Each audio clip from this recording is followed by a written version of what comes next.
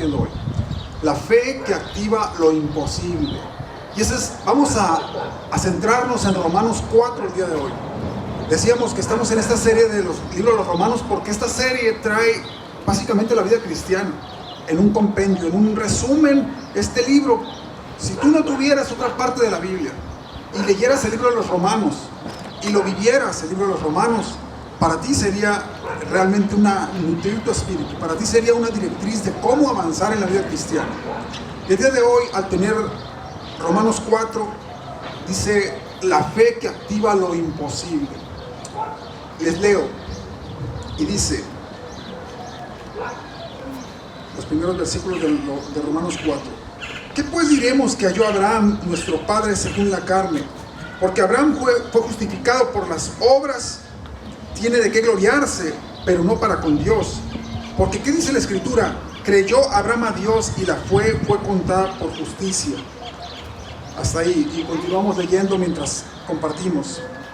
Así que el día de hoy continuamos hablando del tema de la fe.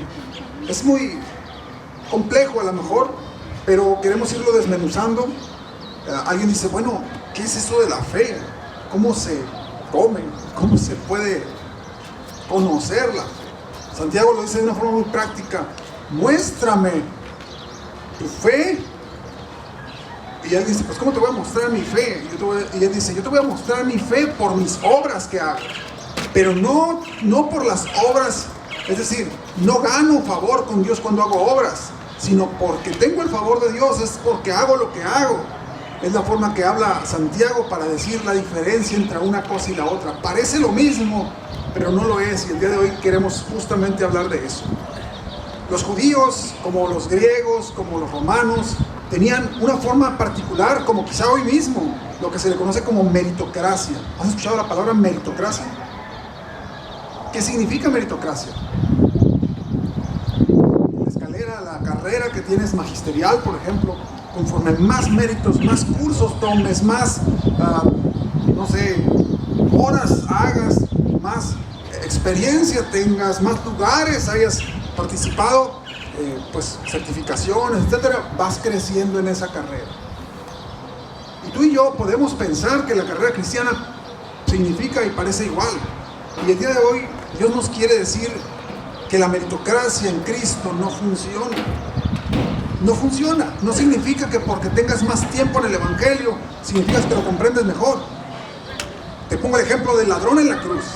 Te pongo el ejemplo de un hombre que era un ladrón, alguien que estaba probado, que estaba ya el juicio sobre él, y lo estaban poniendo en un lugar porque ahí merecía. Y al estar en esa cruz, y el otro junto con él, junto con Jesús, había dos más, y al estar en esa cruz, uno de ellos le decía a Jesús, si eres el Hijo de Dios, pues levántate y creeremos en ti,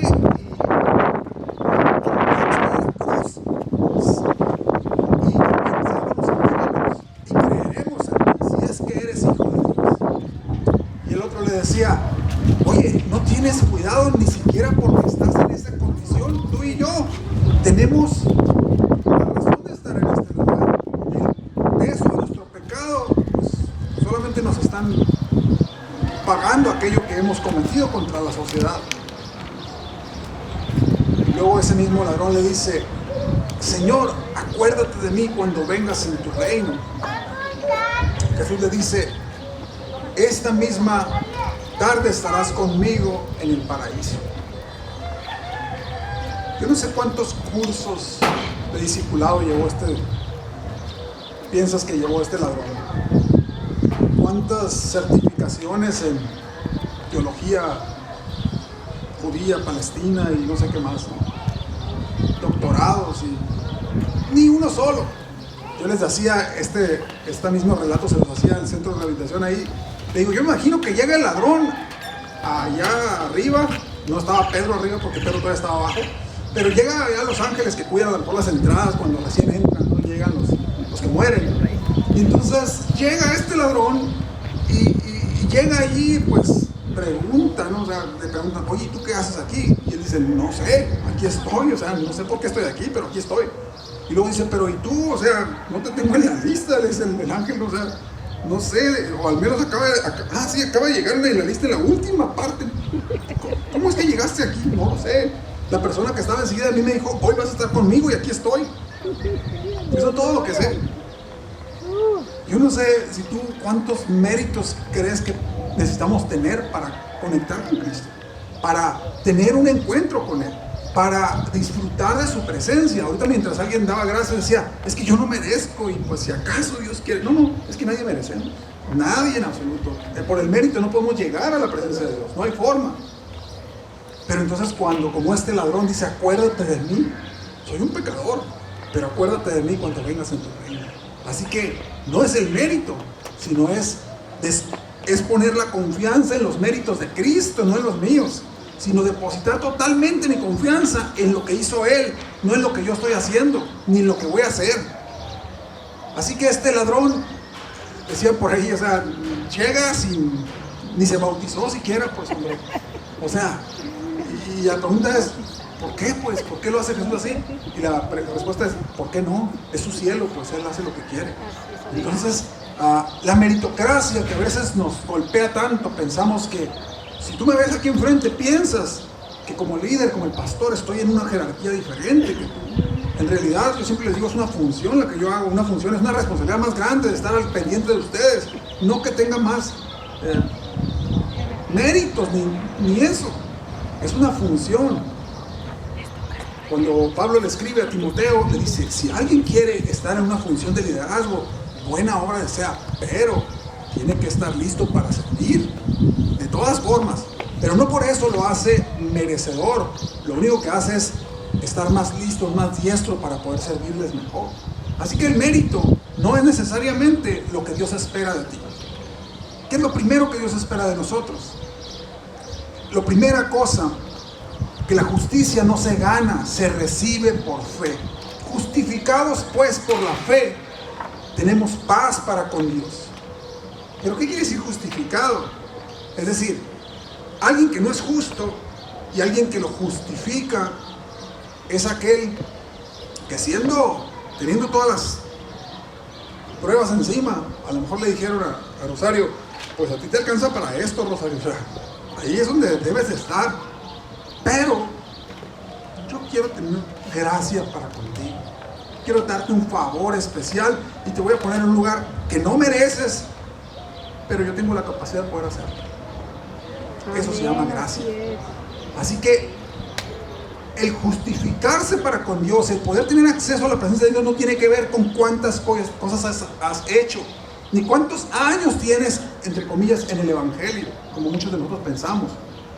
Yo te puedo decir que tengo 30 y tantos años de bautizado, no sé qué decir, desde 32, 33 años de bautizado, pero nací cuando mi papá era pastor, pues, y yo puedo pensar que esos méritos son suficientes, puedo hablarte de muchas cosas, experiencias, pero yo sé que ante Dios eso ni siquiera cuenta que yo mi corazón se lo entregue cada día, que mi corazón esté rendido a Él cada día, que tenga la sensibilidad ante Él, dice la palabra, que el que tiemble ante su presencia, el que tiemble ante mi palabra, con Él voy a estar mi espíritu, con esa persona.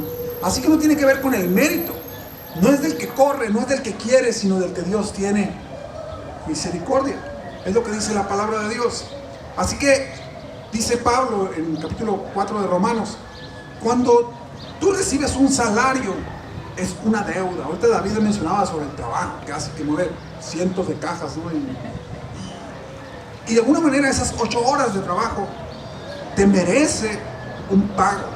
Ante la ley se exige que te paguen por lo que haces. Entonces el salario no es una gracia del patrón que tiene para contigo, es una deuda que tiene para contigo. Pablo dice, las obras generan deuda, pero cuando tú tienes la fe, genera gracia. ¿Cómo lo ponemos? Si tú dices, yo trabajo para Dios, entonces Dios me debe algo. Dios me debe de dar cosas. Dios me debe de sanar. Dios me debe, y esa no es gracia. Eso se llama deuda. Pero cuando entendemos el Evangelio, no es por obras para que nadie se gloríe, sino es por fe, para que los méritos sean de Él y no de nosotros. Así que justificados pues por la fe es como tenemos paz para con Dios. Abraham se pone el ejemplo y dice, Abraham, cuando no había ley, antes no había ley, cuando Abraham tenía una relación con Dios, dice, no fue justificado por las obras que hizo, aunque Abraham fue muy obediente ante Dios. Y a lo mejor tú y yo podemos pensar que porque Abraham fue muy obediente, Dios lo bendijo y lo premió. Pero Abraham no fue llamado el padre de las obras. Abraham fue llamado el padre de la fe. Dice, creyó Abraham y le fue contado por justicia. El creer se convierte en justicia. Si yo creo en Jesucristo, Él se convierte en mi justicia. Yo no soy justo, pero si yo creo en su sacrificio, Él se convierte en mi justicia. De hecho, la Escritura habla que Jesús es la justicia de Dios. ¿Cómo es que Jesús puede ser la justicia de Dios? Sí, porque no hay justo ni aún uno.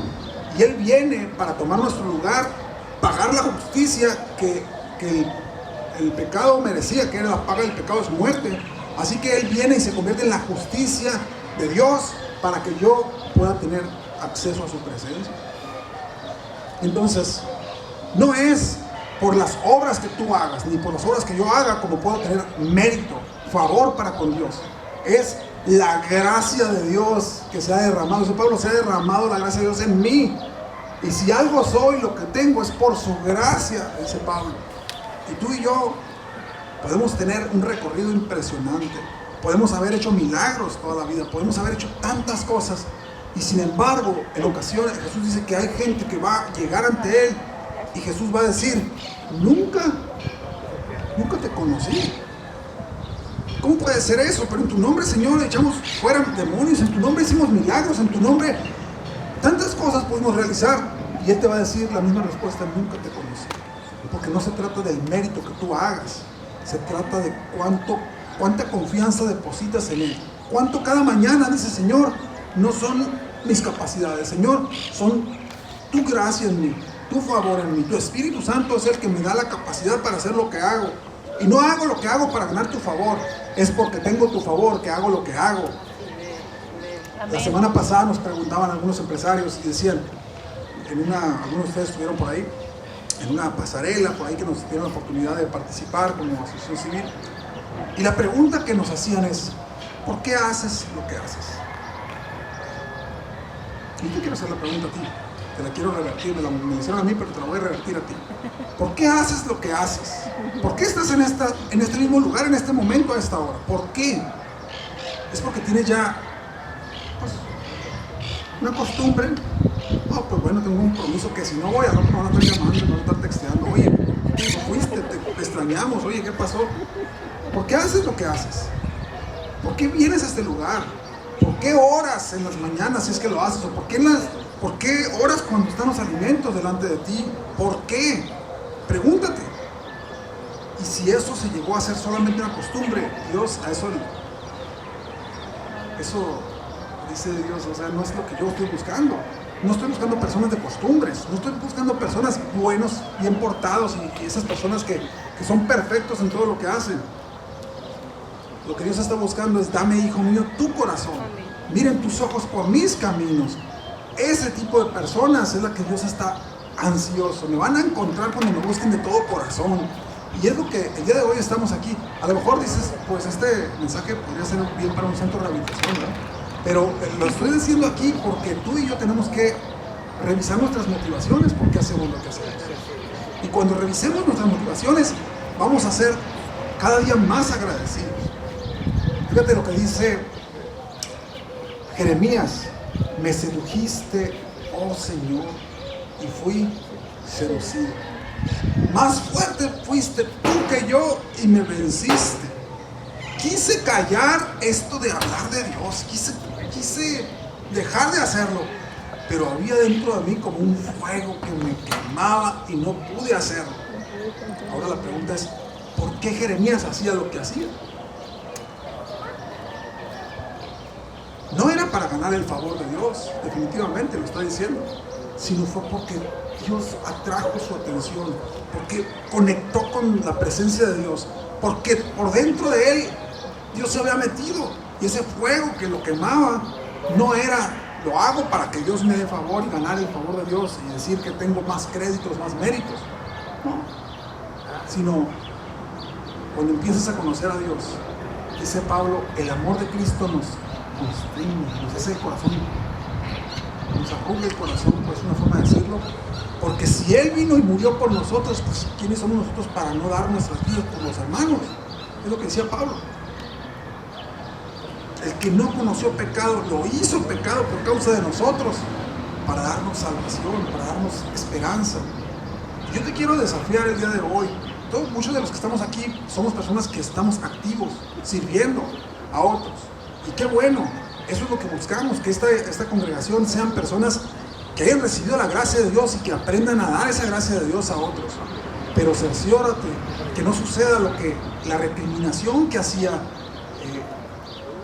el Apocalipsis cuando al hacer un mensaje a la iglesia de Éfeso. Y dice, conozco tus obras, sé que eres alguien que no puede soportar a los que son malos, alguien que está siempre activo, alguien que siempre está dando a otros, pero tengo contra ti una cosa, que dejaste de amarme con la intensidad que lo hacías al principio, que dejaste que las motivaciones cambiaran las motivaciones, que diste espacio a la meritocracia y pensaste que por tus capacidades y habilidades y por todo tu recorrido eres capaz de hacer lo que haces y mucho más. Eso es lo que tengo contra ti, que ya no dependes de mí, ya no me buscas como al principio, sino porque ya tienes la capacidad de hacerlo, ya lo haces sencillamente. El día de hoy Dios quiere que tú y yo regresemos a ese punto donde decimos, Dios, te necesito. Te necesito el día de hoy para compartir tu palabra hoy, mientras lo hago yo con ustedes. Pero que tú mismo digas, Señor, te necesito para guiar mi familia. No sé cómo hacerlo. Si soy sincero, no sé cómo están cambiando mis hijos, están creciendo y no sé cómo dirigir mis pasos, mi forma de hablarles, mi forma de comportarme con ellos. Y si soy sincero, Señor, te pido dirección para mi matrimonio, con mi cónyuge. Pienso que porque tengo 20 y tantos años, o 10 o 5 años de casado, ya sé cómo es él y ya sé cómo nos vamos a ir. No. Cada mañana dile, Señor, necesito tu guianza. No es por los méritos, sino es por tu gracia que vamos a sostenernos. Con mi esposa este año, si Dios nos permite, cumplimos 25 años de casados. Y por gracia de Dios, pero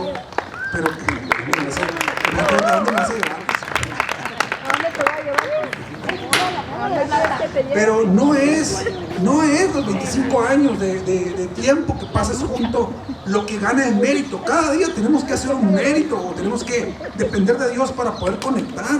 Si somos sinceros, eso es lo que tiene que suceder cada día. Y tú piensas que porque 25 años ya pasaron, es que ustedes ya tienen 25 años, ya lo pueden hacer. No. Cada día tenemos que pedir la gracia a Dios para ver cómo conectamos y reconectamos y volvemos a conectar. ¿Por qué? Porque es dependencia continua de Dios. Así que no creas que ya sabes lo que sabes y haces lo que haces porque ya sabes y bueno, pues eso es fácil para mí. Depende otra vez de Dios. Voltea otra vez a Dios y cuando Carmina esté frente a ese grupo de personas que están, a lo mejor dices, ya tengo 10 años lidiando con este tipo de personas, ya sé por dónde entrarles aquí y allá. Mejor cada mañana, dice Carmina, Dios, dame sabiduría, es viernes. ¿Qué quieres que yo les diga a estas personas? De manera que cuando yo hable, no sea mi voz, sino que tú seas el que conectes con ellos y transformes el corazón. Que dependamos cada día de Él, no de nuestros méritos, sino de su gracia, de su favor. La justicia no se gana entonces por las obras, sino por la fe, por la dependencia total de Dios en cada área de nuestra vida. Número 2, la fe verdadera llama a las cosas que no son como si fueran. Me encanta este versículo, capítulo 4, versículo 17, dice que Dios llama a las cosas que no son como si ya fueran.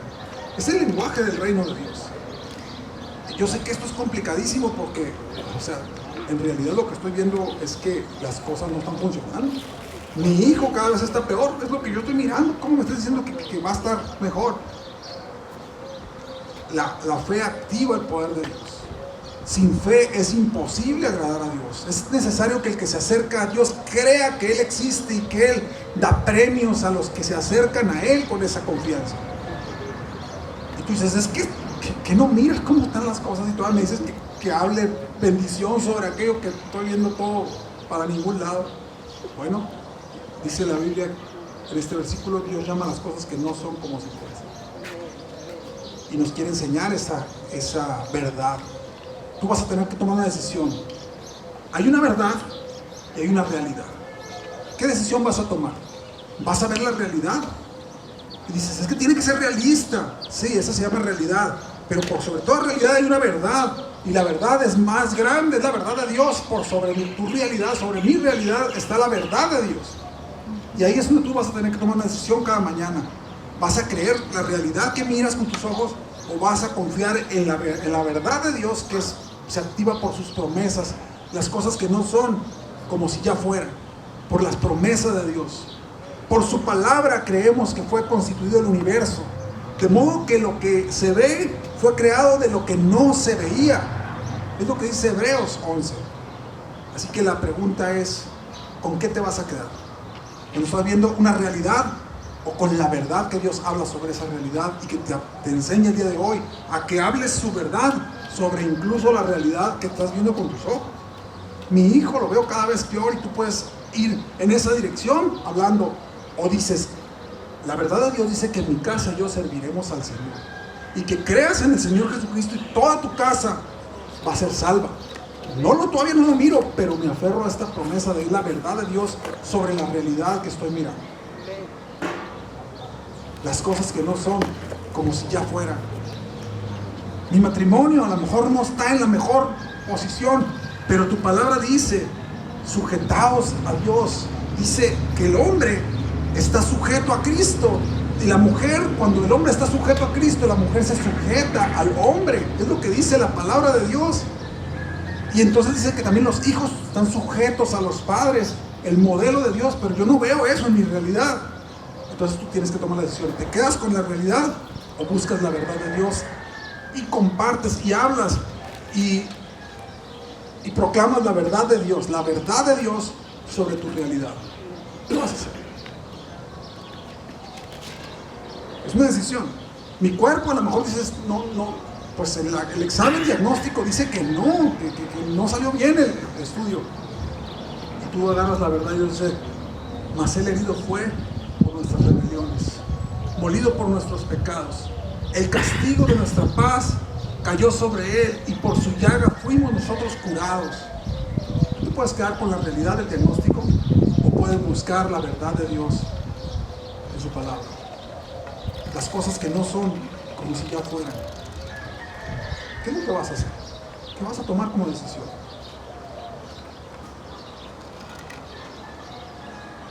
La realidad que te llega del banco y dice, la cuenta está en cero y a lo mejor está,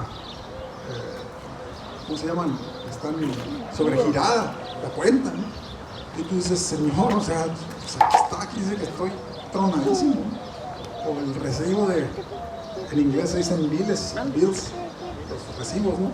Y luego por eso le llaman biles, ¿no? Porque llegan los recibos bien biles, ¿no? O sea, y las cuentas bien biles, ¿no? El recibo de la luz, a lo mejor, acá en Hermosillo. Y tú dices, Señor, no tengo, y esa es la realidad que yo estoy.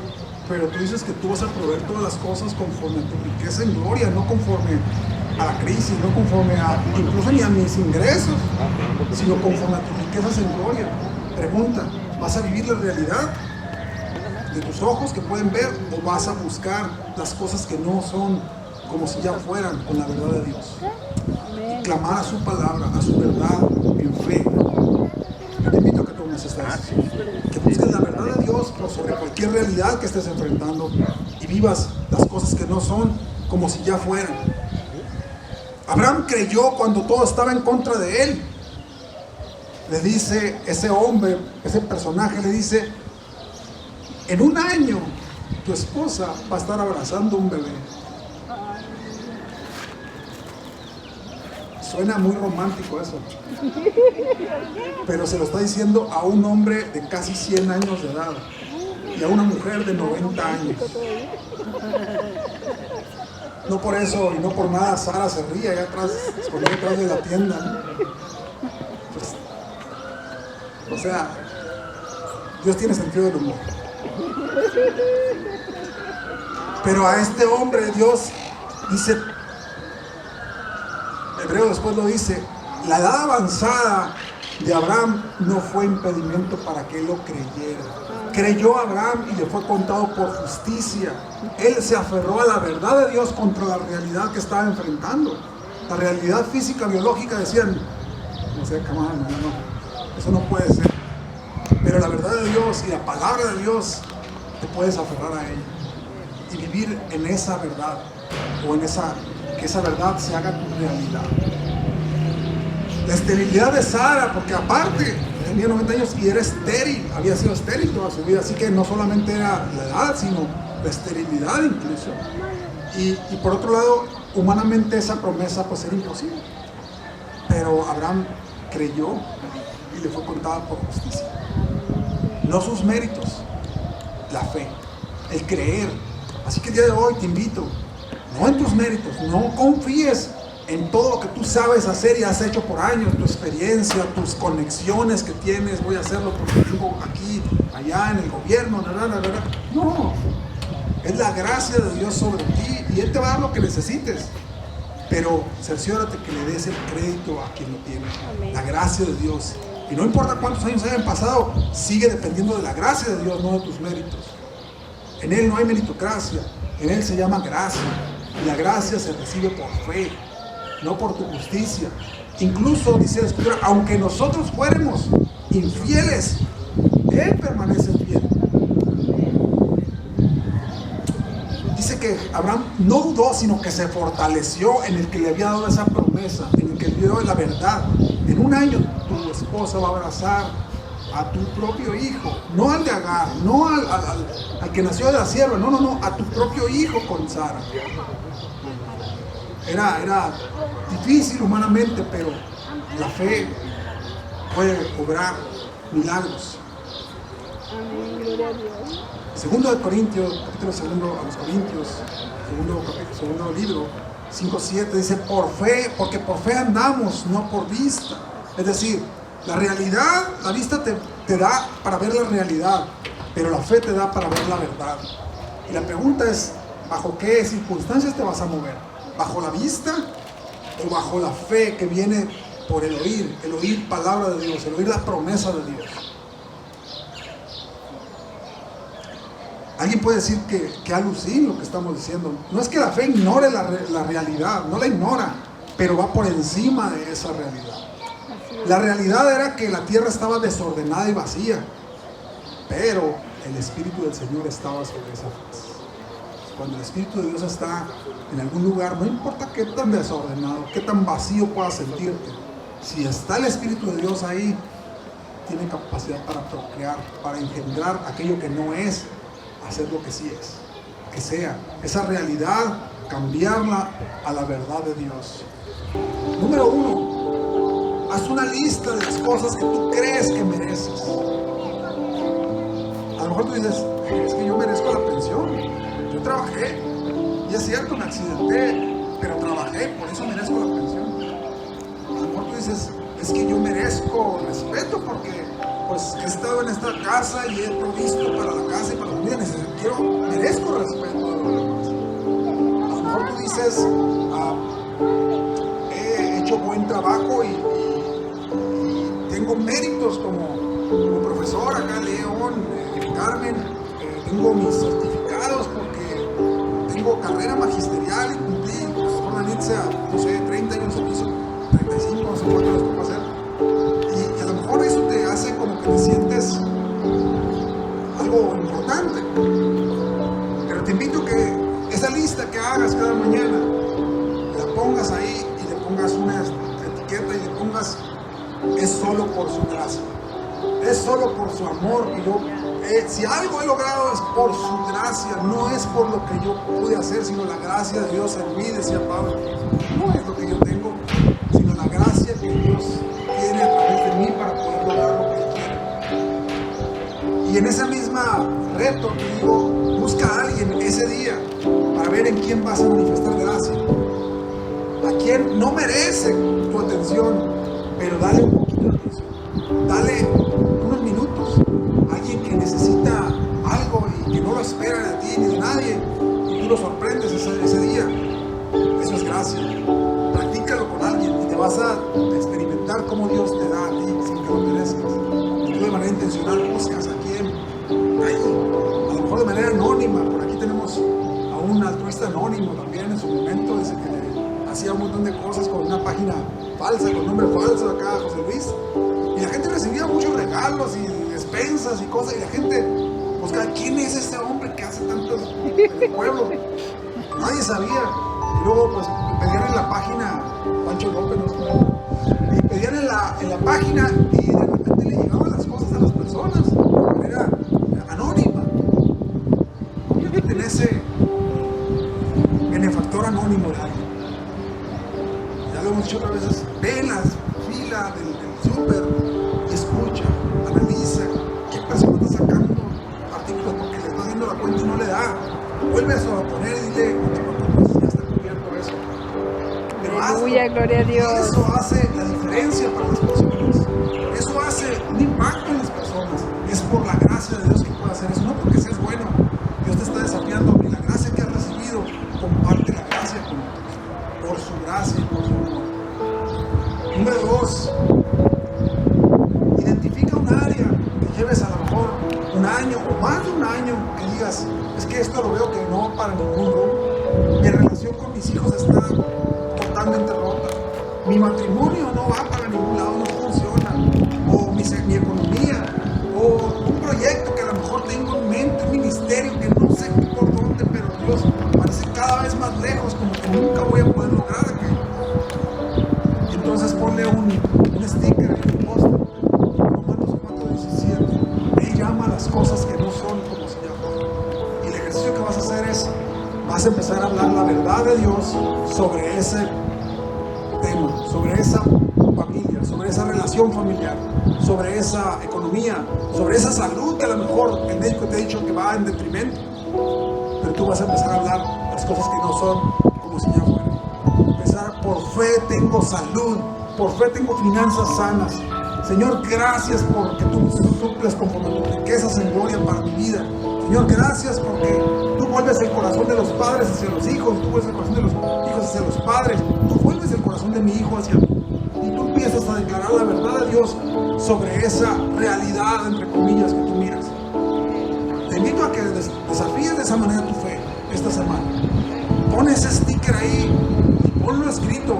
Él llama a las cosas que no son como si ya fueran, y entonces empiezas a hablar y profetizar la verdad de Dios sobre esa situación específica.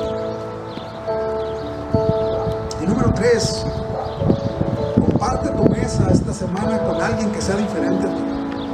Alguien que a lo mejor étnica, social, religiosamente incluso es diferente, piensa diferente, para que tu gracia crezca, puedas tener más gracia para las personas y te des cuenta que el reino de Dios es inclusivo, que la gracia de Dios alcanza para todos. Te invito a que lo hagas y nos platica la próxima semana cómo te fue, quién te viste, qué sucedió, cuál fue el resultado de esos ejercicios que estamos haciendo, porque la idea de venir aquí a platicar no es nada más son acciones que necesitamos tomar, porque los cambios no están en cuando platicamos de las cosas, sino cuando hacemos cosas diferentes. Ahí está el cambio, ahí empieza la transformación. Y te invito entonces que generes esas pequeñas dinámicas, y eso vas a encontrarte con que vas a tener nuevas experiencias en Dios.